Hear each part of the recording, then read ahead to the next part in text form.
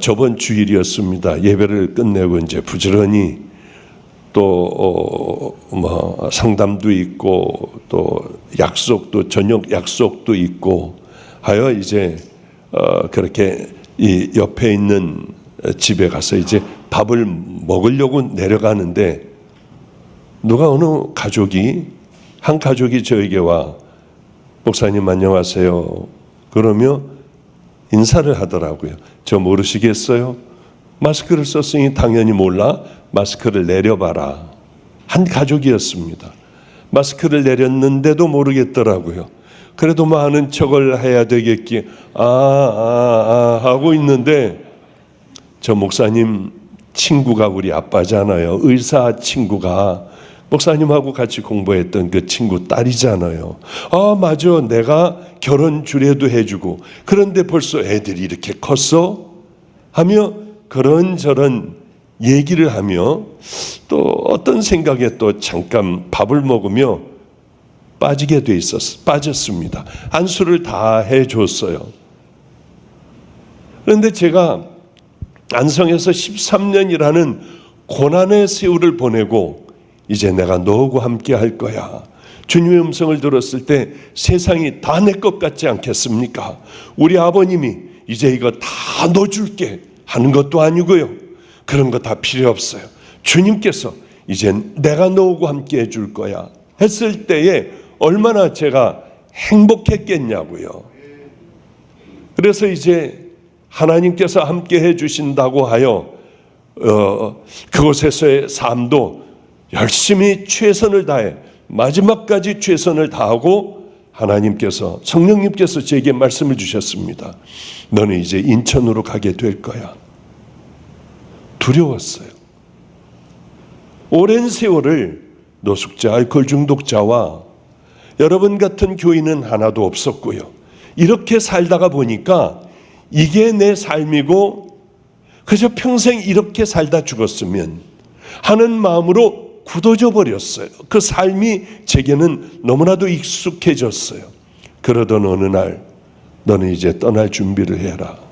그 전에 이런 일이 있었습니다. 제가 담임으로 있었던 방주교회의 담임 목사님이 소천을 하게 됐어요. 우리 교인들은 다 압니다. 이제 하나님과 가까이 다시 하게 됐어요. 13년 동안 음성도 모르고 아무것도 모르고 살았는데 하나님의 뜻을 알게 다시 되더라고요. 덮어놨던 걸 전부 열으셨다고 하셨어요. 다시 어떻게 될까? 하나님께서 나를 어떻게 쓰실까? 그렇게 생각하며 저는 인천에 오게 되었고요. 인천에 와서도 참 힘든 시간, 교회가 싸움이 많은 교회였으니까요. 싸움이 많은 교회를 똑바로 한번 만들어 보려고 직분자들 다 없애버리고 모든 회의도 다 없애버리고 회의하면서 싸움하고 죄 지으니까 그렇게 이제 헌금도 무명으로 다 하게 하고 이름 쓰며 교만하지 못하게 하고 이러니 싸움이 심한 교회에 제가 어떤 어려움을 당했겠습니까? 저는 괜찮았어요. 하나님의 교회만 된다고 하면 됐어요. 교회는 만들어져 갔고 놀랍게도 5년 동안 한 명인가 두 명인가 그것도 이제 간증도 잊어버리기 시작을 해요.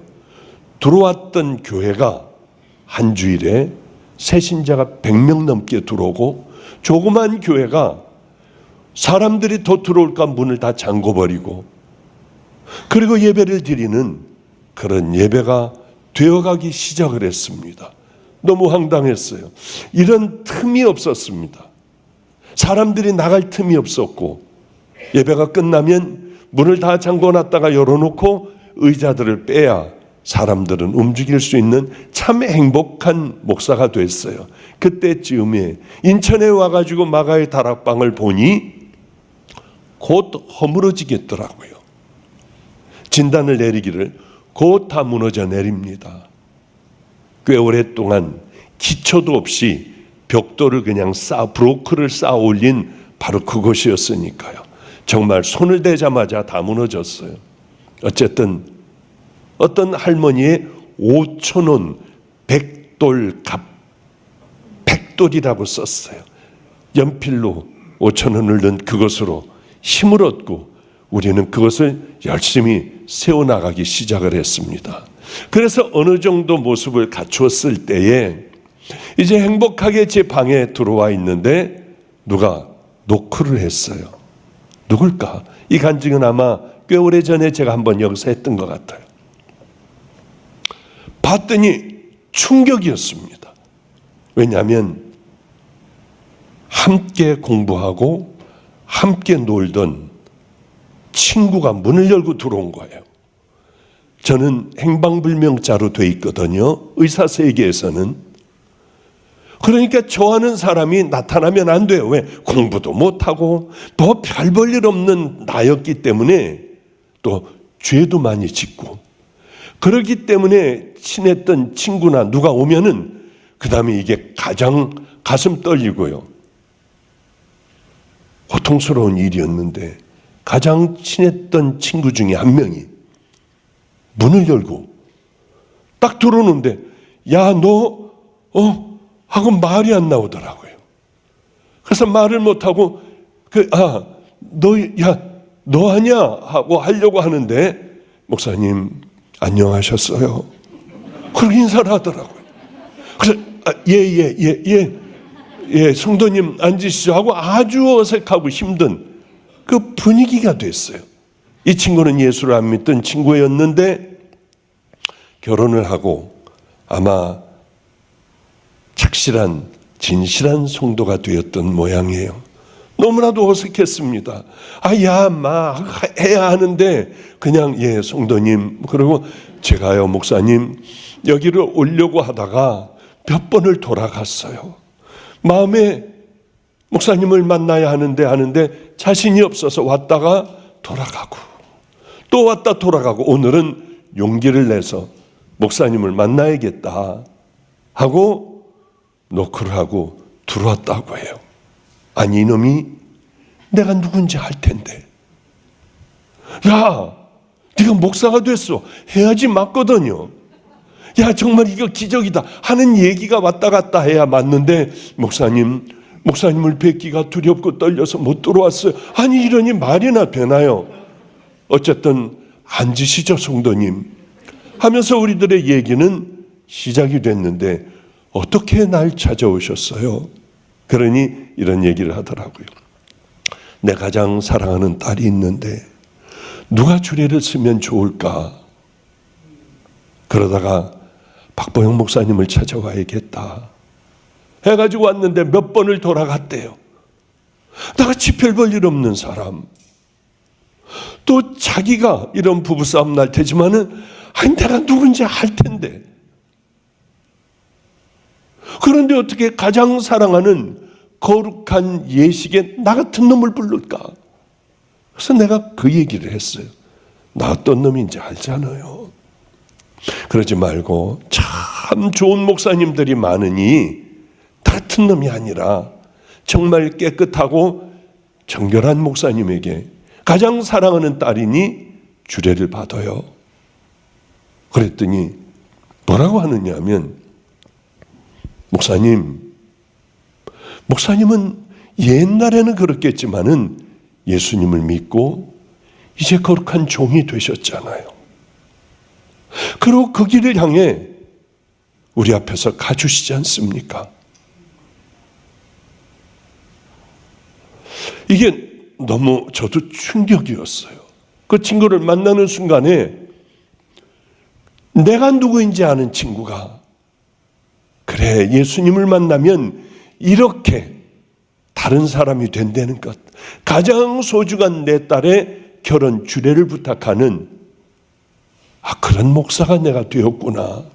그런데 저는 아닌 것 같더라고요. 몇 번 고사를 했지만은 대하는 목사님밖에 없습니다. 그래야지 우리 딸이 잘 살 것 같아요. 맞아. 그래 저 얘기가 맞아. 나는 예수님을 만났잖아. 영어로 한번 해볼게요. I'm not a man that I used to be. 무슨 얘기인지 다 알아들으시는군요. 한국에서는 못 알아들어요. 하여튼 어쨌든 간에 그래서 이제 결혼 주례도 다 해줬어요. 결혼 주례 하는데 신부 측에 앉아있는 부모들은 신랑 측하고 왔다 갔다 하면서 왜 안 보겠습니까? 보는데 어느 좋은 호텔에서 했어요. 처음서부터 끝까지 그저 울기만 하고 있더라고요. 설교를 하는 것, 설교를 해도 그렇게 울면서 은혜를 받고 있더라고요. 너무 고마웠어요. 그 다음서부터 이 친구가 만나자예요.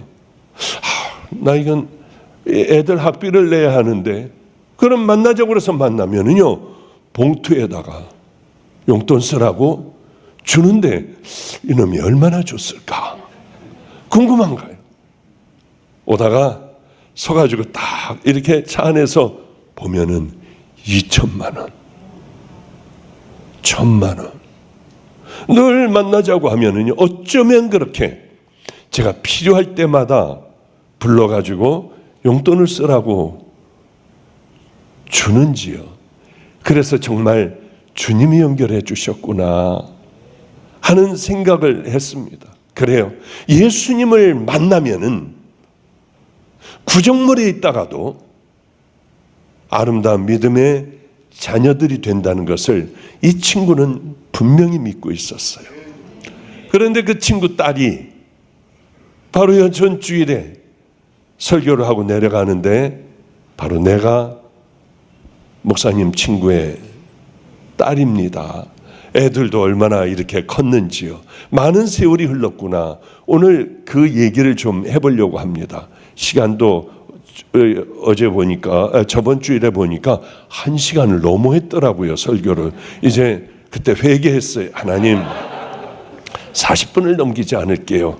그래서 이제 좀 빨리빨리 진행하고 끝내기로 하죠. 여러분 너무나도 뻔한 얘기, 잘 아시는 얘기인데 이 얘기 가운데 제 마음에 콱 하고 와 닿는 구절이 있어서 오늘 이 구절로 설교를 하려고 합니다. 자, 다 같이 사도행전 22장 1절부터 11절까지 좀 보도록 하겠습니다. 사도행전 22장 1절부터 11절까지요.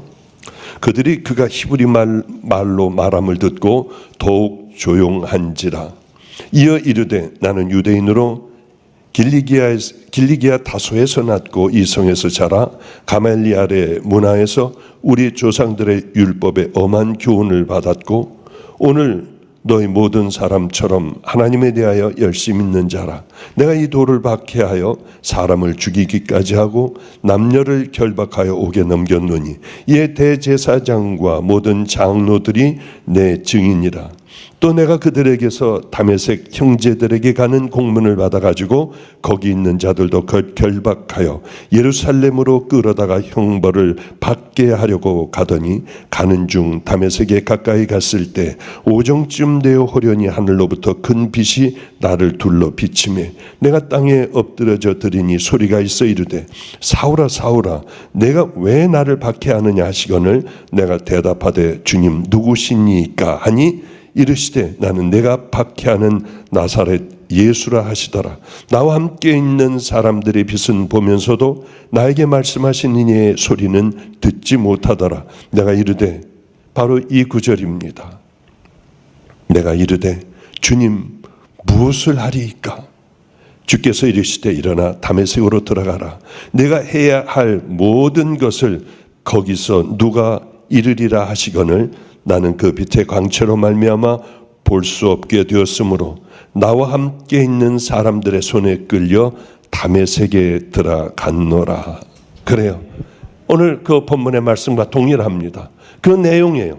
예수 이단이라고 생각하고 예수님 따르는 이 소수의 무리들 다 죽여버리면은 모든 일이 끝날 줄 알았습니다. 모세의 율법에 따라 하나님을 능멸하는 자들을 다 없애버리면은 그래 이제는 하나님에게만 영광 돌리고 끝나겠지.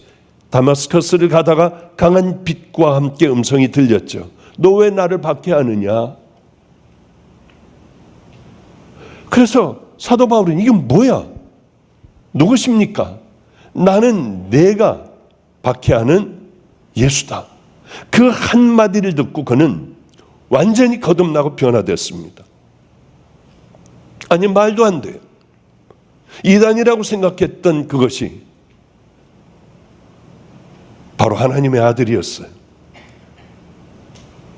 또한 저들은 없애버려야 한다고 생각을 했던 그들, 내가 그들을 핍박한 거예요. 하나님을 박해를 하고 예수를 따르자는 자들을 박해를 하고 열심히 했는데, 하나님을 위해서 했는데 이것은 전부 하나님 앞에서는 망할 짓이었어요.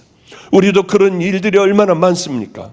정말 마음속으로 하나님을 사랑하며 사도 바울은 그게 옳다고 생각했어요. 여러분들이 생각하는 게 다 옳습니까? 아니에요. 그렇지 않은 경우가 너무나도 많아요. 그래서 하나님의 말씀 그대로 우리가 순종하며 거울로 삼아 내가 누구인가를 성경 말씀을 통하여 우리가 그렇게 살아가지 않으면 어쩌면 사울과 같은 우리는 하나님을 박해하는 그런 삶을 얼마든지 살아갈 수 있다고 하는 거죠. 저도 그랬어요. 하나님이 계실 리 없다고 생각했습니다. 가까이 있는 사람들을 통해, 교회 열심인 사람들을 통해 상처를 너무 받았어요. 저는 절대로 하나님이 있을 리가 없다. 있으면 이렇게 살아가겠나. 이 얘기는 제가 밤낮 하는 얘기예요. 이 얘기를 지금 여러분에게 직접 말씀드리면, 하나님이 살아계시다면 여러분 이렇게 살아갑니까?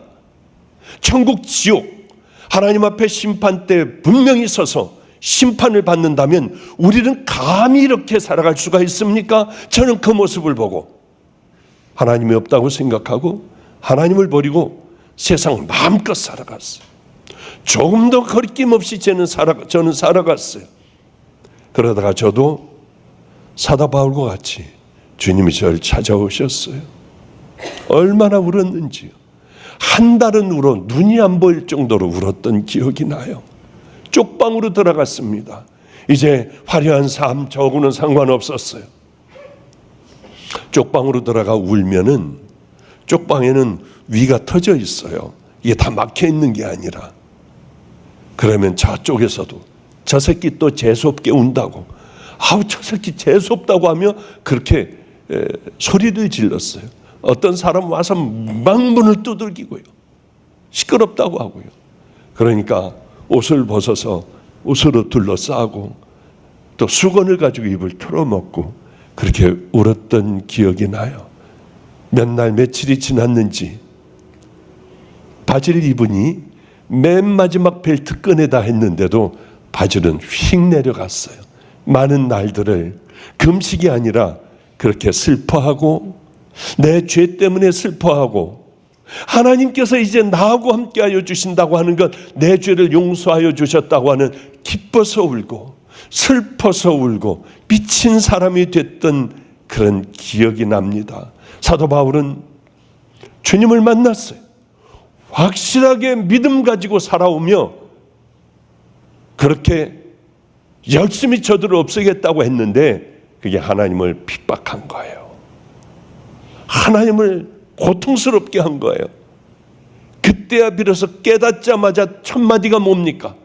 그러면 내가 무엇을 해야 합니까? 뭐 이 하나님을 위하여 한다고 하는 것들이 다 죄들이었는데 그러면 무엇을 해야 나는 하나님이 기뻐하시는 그 삶을 살아갈 수가 있겠습니까?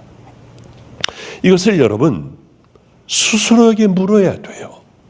그저 멍하니 있다가 세월은 이렇게 흘러 하나님 앞에 갔을 때 전혀 아닐 수 있다고 하는 거예요. 구원하고는 전혀 다른 삶을 우린 살아왔을 수 있다고 하는 거예요. 가장 중요한 게 뭡니까? 어떻게 우리는 천국을 향하여 걸어갈 수가 있겠습니까? 두 가지가 있다고 그랬죠. 너 의로워.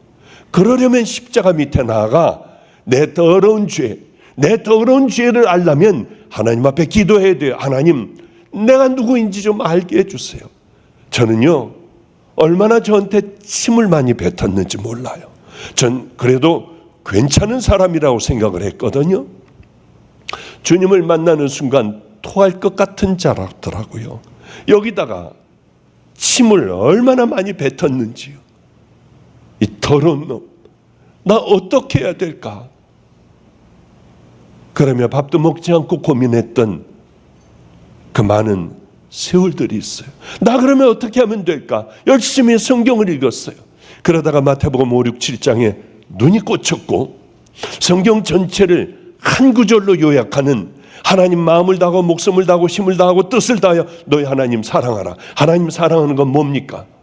여러분의 자녀들이 여러분 사랑하는 건 뭐예요? 부모의 말을 듣는 거죠. 순종하고 살아가는 거죠. 아니라고 눈을 뒤집고 대드는 것보다요. 그 자녀 얘기 나왔으니까 참 재밌어요. 한 번은 아프리카를 갔는데 아프리카에 제 방에 가면 제 방은 내 방이라고 따로 명칭을 두지 말고 누구나 다 와서 자는 방이다. 내 방이라고 문 닫아놓지 말아라. 이불만 따로 놔뒀다. 그 사람들 가면은 뭐 냄새도 나고 하니까 환기시키고 좀 닦고 내 이불만 갖다가 침대에다 다시 올려놓으면 된다. 제 방은 공주방이에요. 왜냐하면 위에서부터 모기장 하얀 게 쫙 쳐 있어가지고 제가 들어가 앉아 있으면 공주 같기도 하고요. 하여튼 뭐 왕자 같기도 하고 그래요. 거길 누가 들어와요.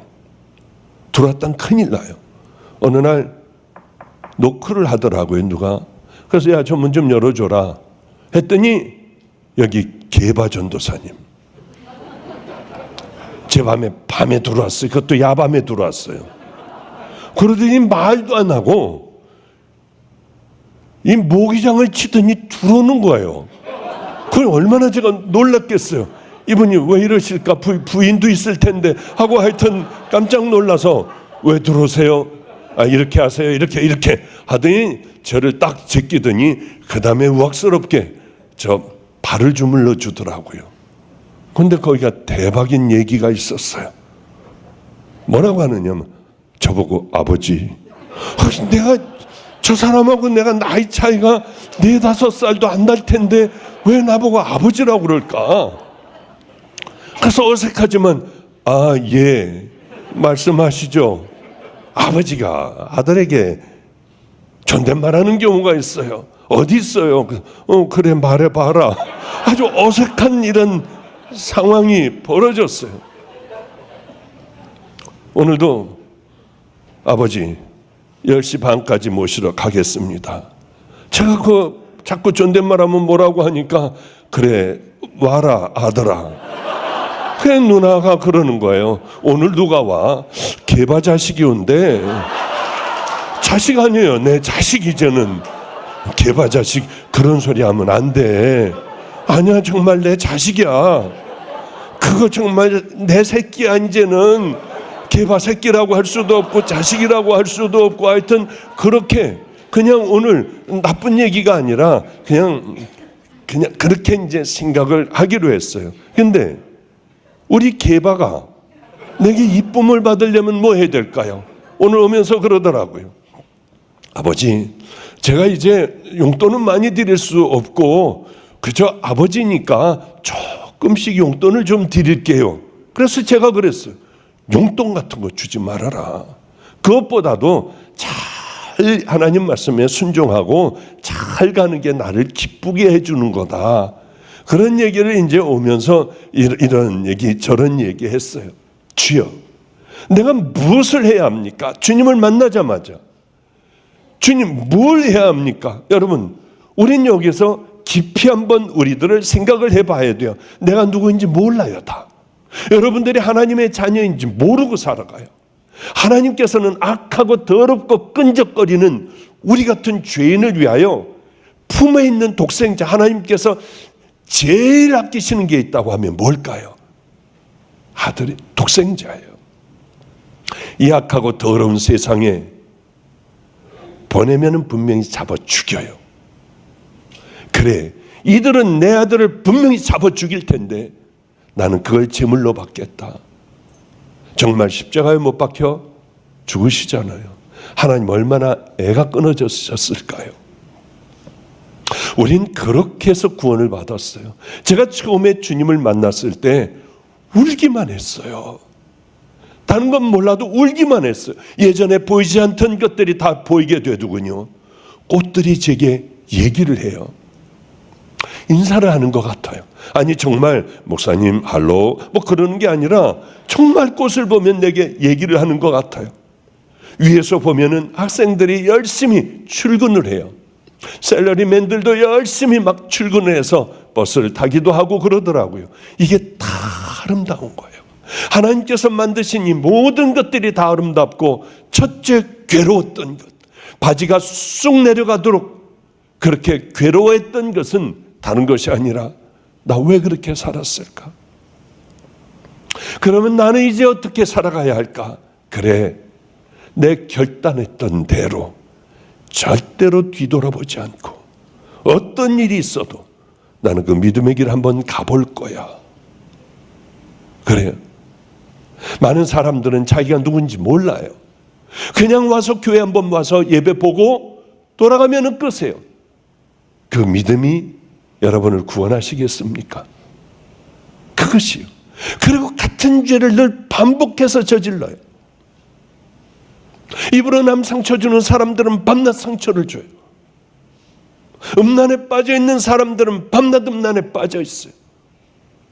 거짓, 위선, 우울, 분노, 늘 여기에 빠져 헤어나오지 못해요. 주님을 만나면 정말 이제는 다른 거듭난 삶을 살아가야 하잖아요. 가치관이 돈인 사람이 있어요. 명예인 사람이 있어요.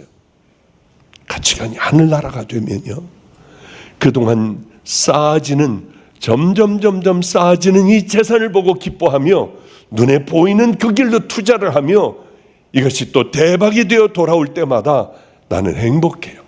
술 마음껏 취해버려요. 너무 행복해요. 뿌리기도 해요. 주님 만나면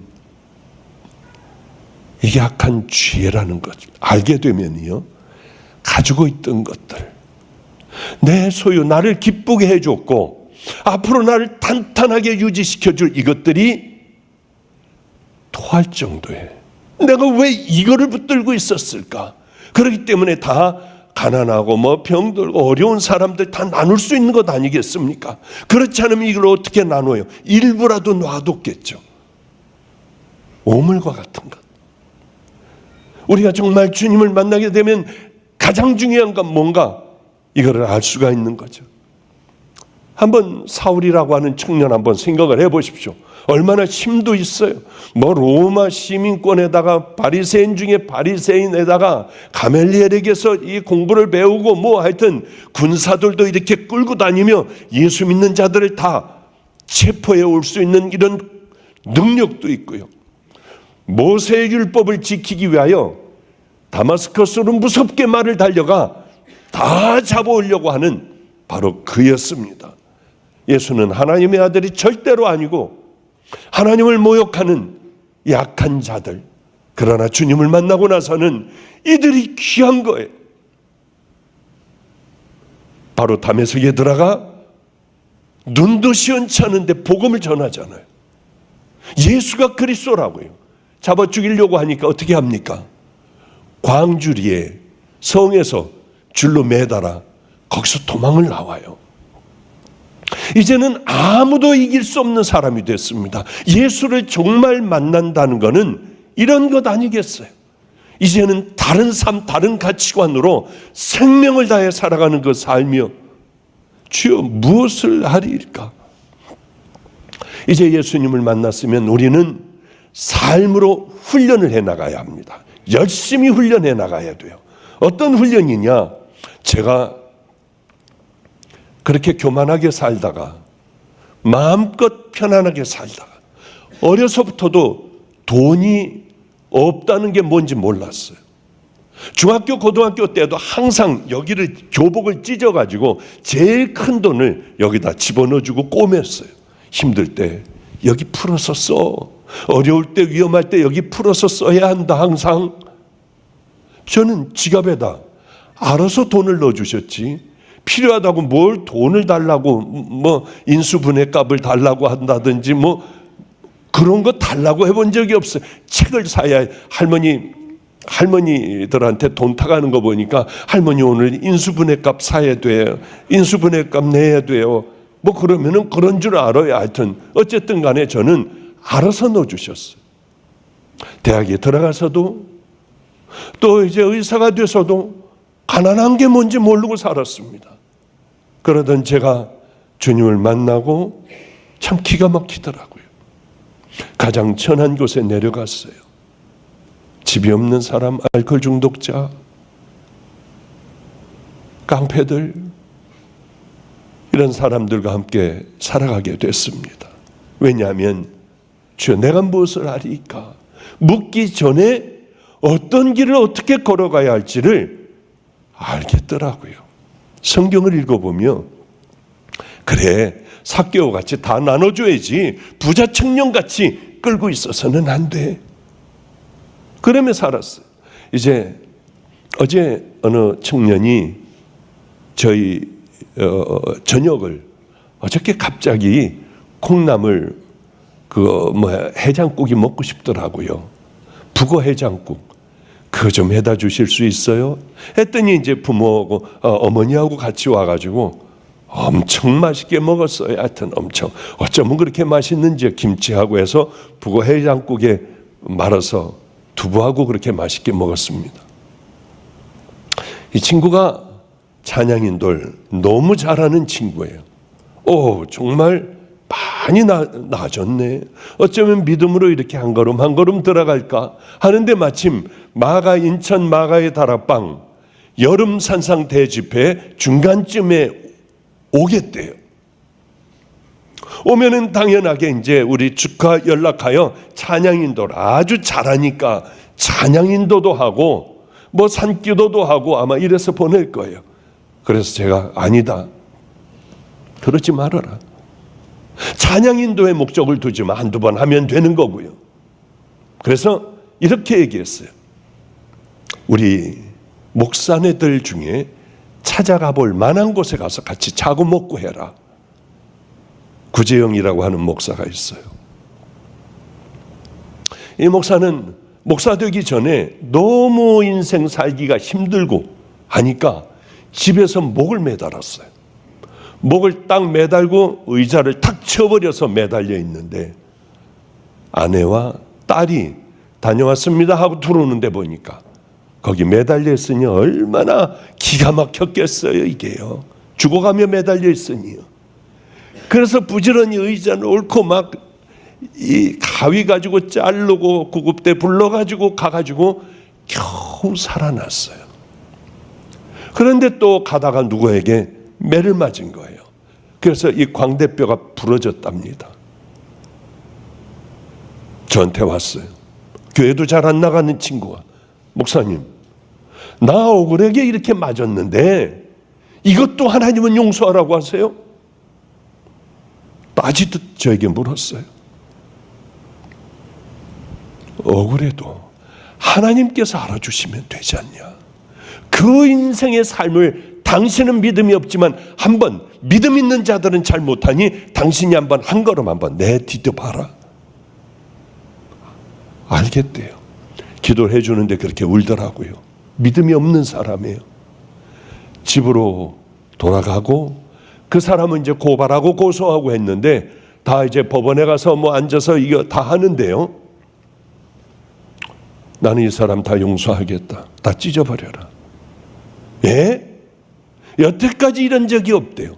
다 보상받고 당신 이거 부러져가지고 오랫동안 이게 나오는데 당신 이 사람하고 합의 보고 그러고서 병원비서부터 다 받아라. 나는 안 받겠다. 10원 한 장 안 받겠다. 왜냐하면 난 크리스찬이다. 그리고 나오는데 거기에 그거 조종하던 사람이 따라 나오더래요. 난 예수 안 믿는다. 예수 믿는다는 게 이런 거냐? 나도 이번 주일에는 교회를 가고 싶다. 그러더래요. 나에겐 이거 오랫동안 여기 있어봤지만은 예수 믿는다는 사람들은 더 하잖아요. 뭐 차가 뭐 조금만 들이받으면은 목부터 붙잡고 나와가지고 뭐 이러잖아요. 우리가 이 얼마나 불쌍하고 하나님 보시기에 얼마나 안 돼. 그런데 다 용서해버리고 뭐 뒤도 안 돌아보고 끝냈더라고요. 어느 날 세월은 흘러 이분이 목사가 됐으면 어떻겠니요? 봤더니 그렇게 마가의 다락방에서 주차위원하고 열심히 뛰어다니고 해요. 그렇게 해봐라. 어느 날 목사가 됐어요. 당신 어디에다가 교인 좀 띄워줘서 개척교회 할래냐? 아니요. 저는 노숙자들이 살고 있는 곳에 들어가 살겠습니다. 힘들어. 그거 너무 어려워. 반드시 그렇게 하겠습니다. 그리고 그는 그리로 들어갔어요. 정말 거기서 살더라고요. 1년, 2년, 3년. 저는 좀 하다가 말 줄 알았어요. 왜? 쪽방에서의 사역은 정말 힘들어요. 대소변이니 뭐니 방에다가 다 놔두고 그 밀쳐놓고 또 요만한 데서 자고 또 밀쳐놓고 들어가면은 지옥이 거기예요. 거기서 사는 거예요. 들어누우면은 딱 누울 자리만 있고요. 이 사람은 아침에 일어나면, 새벽에 일어나면 문 두들겨요. 미친 듯이요. 소리가 없으면은 그 사람은 죽은 거예요. 그러니까 자주 죽어요, 사람들이. 그 사람들 다 걷어다 먹이고 대변까지 다 닦아주고 치워주고, 이 사람이 삶이 이거예요. 다른 데 갈 필요가 뭐가 있습니까? 이분이 코로나에 걸렸습니다, 얼마 전에. 그랬더니 노숙하는 사람들이 어디서 쏘왔는지 죽을 쏘가지고 와가지고 문 앞에다 갖다 놔요. 좀 크게 해줄 테니까 좀 편안한 데 가서 자라. 이러면 안 된다, 일찍 죽는다. 그래도 몸이 아프면서도 평생 여기서 살다가 자기는 주님 품에 안기겠다고 해요. 거길 가봐라. 거길 가서 그 안에서 같이 자며 하루 이틀을 지내봐라. 두 번째는, 제가 좀 훈련시키는 목사가 있습니다. 이 목사는 그렇게 다락방에 가서 산기도를 하라고 하는데, 제가 옛날에 묘지에도 가서 기도하고 왔다는 얘기를 듣고 묘지 기도를 그렇게 다녀요. 관을 2관 해가지고 가면 그 속에 들어가서 또 거기서 또 기도를 하고, 비가 억수같이 쏟아지는 날도 누가 이 새벽 2시에 들어올까 하고 밖을 내다보면 쫙딱 비를 맞고 묘지 기도를 하고 그렇게 다녀요. 저도 가끔 가니까 참 어느 곳을 찾아다니다가 무섭더라고요. 거기 가서 하는데 정말 무서워서 못하겠더라고요. 이제 난 늙었구나. 한 1시간 하고 나오며 그 친구에게 얘기했더니 그 친구는 거기 가서 아예 완전 다 접수를 했어요. 묘지기도가 그럼 전 이단이 돼버려요. 그만큼 목말로 되는 거예요. 그만큼 하나님 앞에 두려워도 가서 무릎을 꿇고 하나님 앞에 하려고 하는 애타는 이 마음을 좀 한번 배워들 봐라. 간절한 이 마음들. 또 깡패였다가, 제가 초등학교 때 데리고 살던 애, 그렇게 깡패이고 싶었던 애, 결국은 그 깡패가 됐어요. 그 아이가 모든 걸 다 버리고 들어와서 열심히 노숙하는 사람들을 섬기고 가서 닦아주고 먹을 것을 주고 하며 섬기는 강한수를 따라다녀봐라. 깡패였던 그 아이의 탁탁 털고 그저 최고의 명품만 가지고 사는 게 그게 자랑이었던 그 아이가 어떤 삶을 살아가는지 봐라. 노숙하는 사람들과 늘 함께 살아가는 또 국제 변호사였던 그 여자가 어떻게 살고 있는지, 새벽 2시에고 뭐고 좀 힘들면은 이분이 여자분에게 연락을 해요. 새벽 2시에 가면 강간도 당하고 별의별 일들이 많아요. 거기서 더러운 할아버지들 다 깨끗하게 닦아주고 기저귀 갈아주고 방마다 다 치고 새벽 2시고 3시고 변호사를 관두고 거기서 그렇게 살아가는, 정말 마음으로 하나님을 사랑하는 그 믿음의 자녀들을 만나봐라. 목말라 하며 그래도 내가 죄인인 걸 깨닫고 가슴을 치며 그렇게 그분들을 울며 섬기는 그 사람들하고 좀 살아봐라. 하나님 앞에 죄를 짓고 그렇게 깡패로 살다가 들어온 아이도 또 있어요. 걔는 하나님 앞에 온몸의 문신이, 이게 창피한 거예요. 다 다리미로 문신을 다 지웠어요. 다 태우고 칼로 긁어냈어요. 하나님, 이렇게 해서라도 해야지. 이 해골 같은 것들을 여기다가 그려놓고 있는 거는 하나님 앞에 너무 죄스럽대요. 절대로 그러지 말아라. 인간이 이건 썩을 육체다. 너의 마음을 하나님을 기뻐하셔. 그 마음, 하나님 앞에 죄송해야 하는 마음. 네 육신은 더럽기가 짝이 없는 마귀들의 새끼들을 전부 그려놓고 있지만은 하나님은 네 그 마음, 하나님 앞에 죄송한 마음을 하나님은 너무나도 기뻐하셔. 그러니 너는 이제 그 믿음으로 걸어가야 돼. 걔도 노숙자를, 죽어가는 노숙자를 끌어안고 제가 만든 다비다의 집, 서울역에 나가 죽어가는 사람을 끌어 이렇게 있으면 대변이 바지에 출렁거려요. 차 안에서 1년도 넘어 냄새가 나요. 그러면 어때요? 탁탁 털고 향수 냄새가 나야 되는 인생을 우리가 살아가야 합니까? 가치관이 달라지면, 주님을 만나면 그런 거 저런 거 생각이 안 나요. 그 사람 다 닦아주고 기저귀 채워주고 십자가 하나, 그 조그만 집에 십자가 하나 걸어놓고 둘이 하나님 앞에 예배를 올리며 이 사람 잘 행복하게 죽게 해주는 그 삶도요, 세상에서 줄 수 없는 행복이 여기 가득한 거예요. 그 사람들의 얼굴을 보면 왜 그렇게 행복한지. 왜냐하면 내가 널 사랑해. 내가 너하고 늘 함께 할 거야. 그런 하나님의 음성을 듣게 되니까요. 사울이 열심히 하나님을 사랑한다고 했지만 다 하나님을 능멸하는, 핍박하는 일이었어요. 이제 주여 누구십니까? 하고 물어볼 때 주님은 네가 나를 늘 외면하고 살잖아. 나는 그 예수야. 나는 네 마음에 푹 담겨 있고 싶고 너에게 사랑을 받고 싶은데 난 내가 버린 예수야. 내가 습관적으로 예배 한번 보고 돌아가는, 나는 잊어버린 예수야. 그러나 나는 너를 아직도 기다리고 있는 예수야. 그러나 네가 나를 버렸어도 난 내가 돌아오기를 바라고 아직도 널 사랑하는 다 그 예수야. 여러분, 이제 말씀을 시간이 됐으니까 마치도록 할게요. 우리들은 이렇게 살아서는 안 돼요. 예수님을 정말 만난 사람들은 가치관이 달라지잖아요.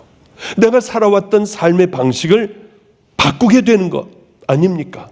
사랑하게 되고 용서하게 되고 낮아지게 되고 오른뺨 때리게 되면 바보같이 왼뺨도 돌려대고 온유하게 살아가고 겉옷을 갖고자 하면 속옷도 주는, 그 힘이 없어서 그렇습니까?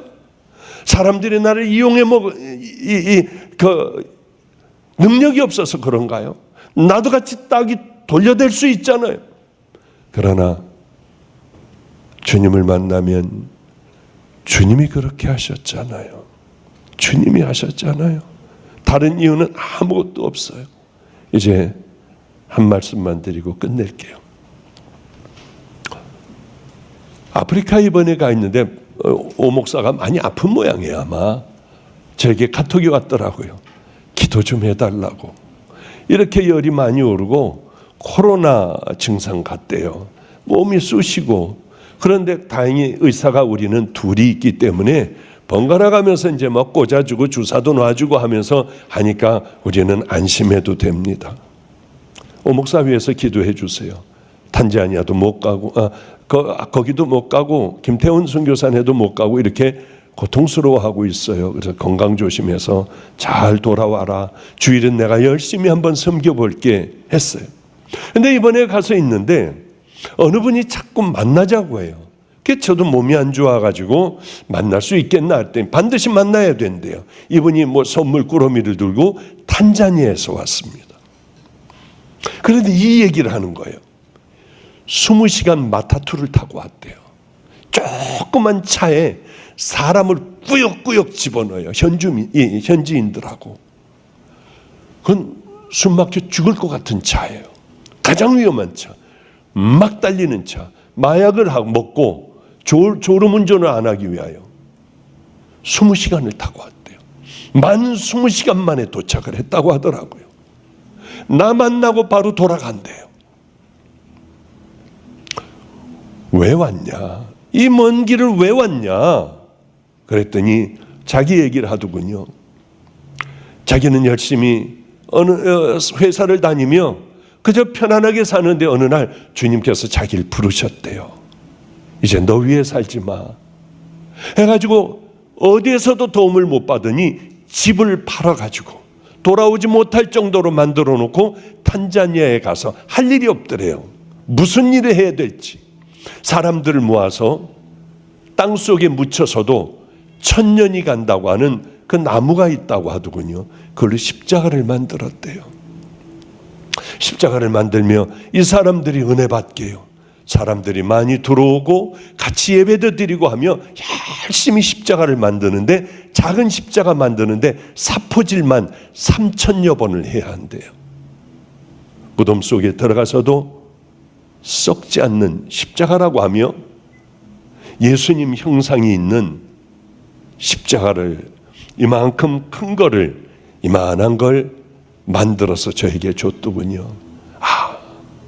내가 늘 품에 안고 기도하다가 내가 죽을 때 나와 함께 묻어달라고 해야겠구나. 이 십자가는 아무도 안 줄 거야. 그런데 분명히 아파 죽어가는 분이 있으면 그분 가슴에 올려놓을 것 같아요. 지금까지 절대 안 줄 거야 하면 십자가 우리 집에는 나만 아는 게 없으니까 1000년을 간대요. 내 몸은 썩어 없어져도 1000년을 갈 수 있구나. 십자가는 나와 함께 있겠구나. 여러분들도 그거 사십시오. 이분이 그거 사포질해서 파는 분이에요. 근데 여기 뭐 다들 뭐 구역장이나 뭐 이런 분들, 리더들 하나씩 다 줬다고 오 목사가 그러더군요.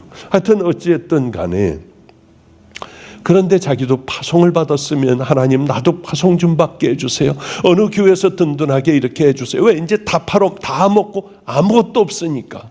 그런데 마침 어느 교회에서 파송해 준다고 하여 아내는 한복도 마치고 자기는 양복도 마치고 너무 행복하게 한국으로 달려갔대요. 그 교회로 가보니 6명밖에 없는 개척교회였대요. 죄송하다고, 우린 파송해 줄 수 없다고 하더래요. 그래서 힘이 다, 왜 이렇게 이 많은 세월이 흘러도 우리를 파송해 주는 사람이 없을까? 이제 마지막으로, 그럼 우리 박보영 목사님에게 안수받고 가자. 우리 다시 힘내야 할 거 아니냐 해서 마가의 다락방에 왔대요. 왔는데 마침 상담하고 있고, 그 사람 상담 끝나고 이분들이 들어와 그런 얘기를 하니, 걱정하지 말아라. 마가의 다락방에서 해주면 되지 않냐. 당신네 이만큼 성경 예물도 늘 줄 테니까 염려 말고 열심히 십자가 만들어라. 열심히 복음을 전해라. 앉아서 하면서. 그래서 자기가 다달이 성경 헌금도 받고 있고 마가의 다락방에서 파송을 받고 얼마나 행복한지 모르는데요. 목사님이 여기 오셨다고 하는데 왕복 40시간이더래요. 비행기 탈 돈도 없는 거예요, 이제는. 그래서 그 마타투를 타고 20시간 왔대요. 갈 때 비행기표 값을 주니까 아니래요. 이걸 타고 오면 복음도 전하고 은혜가 되더래요. 그렇게 여기저기 치으며 위험한 뭐 그런 고비고비 넘기며 오는데 이게 은혜가 되더래요. 자긴 또 마타투를 타고 돌아갈 거라고 해요. 당신 소원이 무엇이냐 물어봤더니 십자가가 안 팔린대요. 우리가 다 사줄게. 교인 하나씩 다 사게 해가지고 죽을 때 이렇게 가슴에다가 넣어주면 되죠. 요만한 십자가가요, 딱 잡아 빼면은, 저는 항상 그 십자가 붙들고, 큰 거 말고요, 그 십자가 붙들고 무릎 꿇고 집에서 기도해요. 기도가 끝나면 그 위에다가 좌석에다 탁 올려놓으면 그거는 또 내 방 안에 십자가가 되고요. 얼마나 고마웠는지 몰라요. 이런 생각을 해요. 정말 감사했을 거예요. 그러니 40시간을 왔죠. 40시간을 왔다 감으로 말미암아 그분은 산더미처럼 쌓여있는 십자가도 다 이제 팔 수 있는 길이 다 생겼어요.